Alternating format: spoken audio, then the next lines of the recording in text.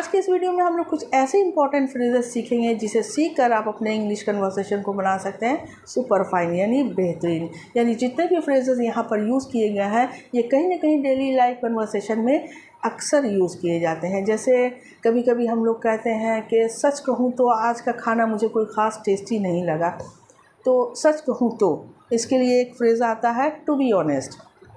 या कभी हम कोई चीज़ कहीं रख कर भूल जाते हैं और जब याद आता है तो हम कहते हैं कि अब याद आया।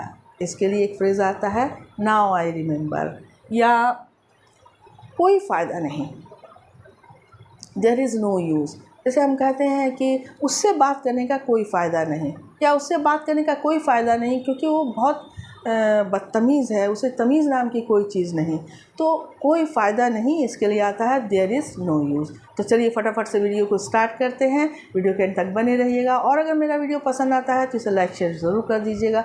मेरे चैनल को सब्सक्राइब कर देना, साथ में बेल आइकन को भी प्रेस कर देना ताकि आप लोगों को नोटिफिकेशन मिलता रहे। Hi everyone, welcome back to my channel Clear Concept. I am Raksha Khan and in this video we are going to learn different type of important phrases which are very useful in order to speak fluent English. So without getting any further delay, let's get started. उसे ये तक पता नहीं कि मेहमानों का स्वागत कैसे किया जाता है।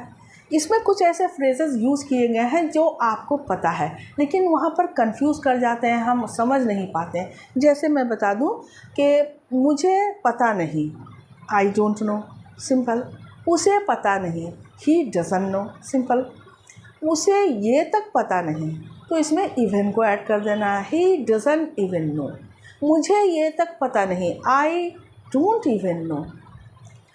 उसे ये तक पता नहीं कि मेहमानों का स्वागत कैसे किया जाता है, he doesn't even know how to welcome the guest. यहाँ पर एक सेंटेंस है, उसे ये तक पता नहीं कि क्या बताना है और क्या छुपाना है। क्या बताना है, what to tell, क्या छुपाना है, what to hide, क्या खाना है, what to eat, क्या लिखना है, what to write। उसे ये तक पता नहीं कि क्या बताना है और क्या छुपाना है, he doesn't even know that what to tell and what to hide। very simple। तो मुझे अब याद आया, now I remember। जैसे कोई चीज़ कहीं रख कर भूल जाते हैं हम, जब याद आता है तो कहते हैं अब याद आया। तो now I remember where I left the keys. मुझे अब याद आया कि मैंने चाबियाँ कहाँ रखी थी। या मुझे अब याद आया कि आज तुम्हारा बर्थडे है, now I remember it's your birthday today. Next है, कई बार ऐसा हो जाता है। कई बार ऐसा हो जाता है कि हम चाहते कुछ हैं और हमें मिल कुछ और जाता है, या हम कुछ सोचते और कुछ और हैं और हमें कुछ और मिल जाता है। तो कई बार ऐसा हो जाता है, इसके लिए एक फ्रेज़ है मेनी टाइम्स इट हैपन। कई बार ऐसा हो जाता है कि हम चाहते कुछ है लेकिन हमें मिलता कुछ और है, मिल कुछ और जाता है। Many times it happens, we want something but we get something else.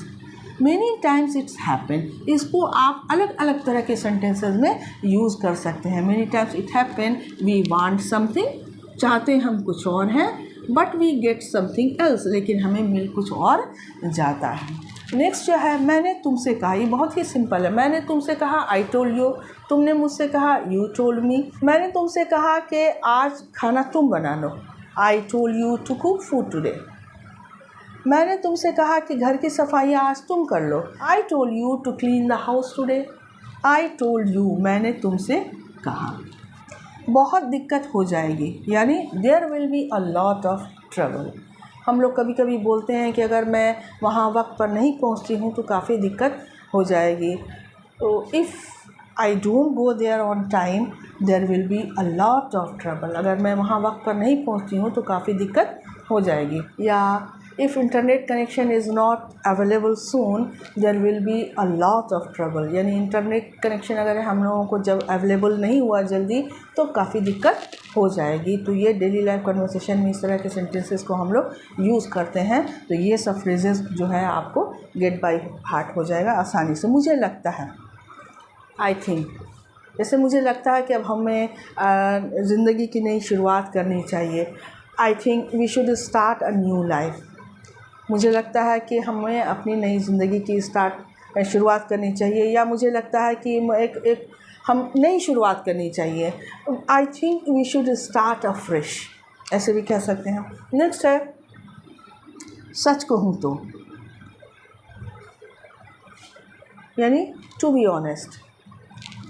To be honest, सच कहूँ तो आज की पार्टी मैंने कोई ख़ास इन्जॉय नहीं की। To be honest I didn't enjoy the party much, यानी मैंने आज कुछ ज़्यादा एन्जॉय नहीं किया पार्टी में। सच कहूँ टू बी ऑनेस्ट। नेक्स्ट है ज़रूरत से ज़्यादा, मोर दैन इनफ। इसके लिए आता है मोर दैन इनफ। जैसे भाई हम लोग जा रहे हैं बाहर कुछ ख़रीदने के लिए, मकान ही ख़रीदना है, मोबाइल ख़रीदना है, गाड़ी ख़रीदनी है, तो आपके दूसरे फैमिली मेम्बर को ये क्वेश्चन आता है दिमाग में कि क्या आपके पास उतने पैसे हैं कि हम गाड़ी ख़रीद सकें या घर ख़रीद सकें। Yes, I have more than enough money two by the house, I have more than enough money two by a car. इस तरह से हम लोग इसको यूज़ कर सकते हैं मोर दैन इनफ को।